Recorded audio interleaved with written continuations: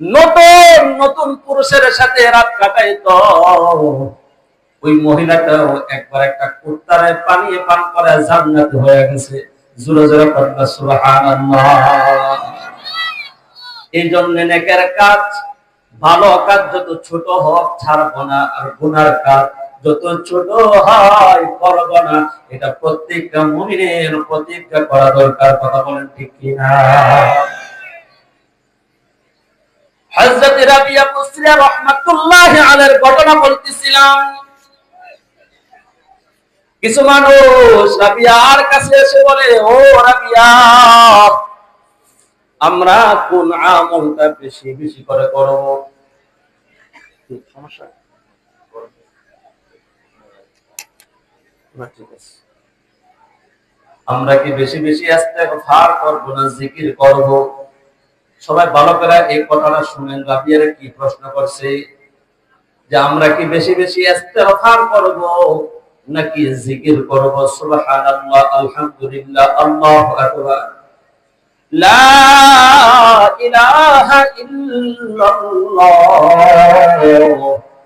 জিকির করব নাকি আস্তাগফিরুল্লাহ, আস্তাগফিরুল্লাহ, ইস্তিগফার করব? হযরত রাবিয়া মুসলিয়া রাহমাতুল্লাহি আলাইহি বলেন, তাওবা ইস্তিগফার হলো সাবানের মতন, আর জিকির হলো আতরের মতন। তোমাদের যদি আমলনামায় বেশি বেশি গুনাহ হয়, তাহলে বেশি বেশি ইস্তিগফার করো, বেশি বেশি তাওবা করো।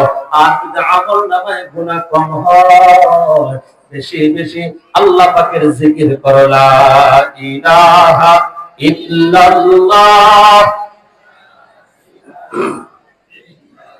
লা ইলাহা ইল্লাল্লাহ, মুহাম্মাদুর রাসূলুল্লাহ। আমার মুরব্বি বাবারা, যুবক ভাইরা, আমাদের আমলনামায় গুনাহ কম না বেশি আল্লাহ জানে কি জানে না? একটু কথা বলেন না, আমরা আল্লাহ জানে কি জানে না? আমরা যদি একটু খেয়াল করি, আমরা যদি একটু পিছনের দিকে তাকাই, তাহলে মনে হবে যে আমল করছি এই আমল দিয়ে জান্নাতের আশা করা যায় না, আর যে গুনাহ করছি জাহান্নাম ছাড়া আমাদের উপায় নাই। এই জন্য আমাদের কি করা দরকার? তওবা করতে হবে। আল্লাহর কাছে তওবা করলে আল্লাহ আমাদেরকে মাফ করে দিবেন। আমরা তওবা করতে রাজি আছি না নাই?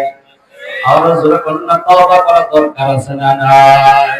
কারো ভিতরে অহংকার না রাখিয়া, আমি মুসাফির আলেমের সাথে বাইরে বেঁচে থাকলে আমার দেখাও হইতে পারে, মরে গেলে শুনবেন নয়ন করে দুনিয়া থেকে চলে গেছে।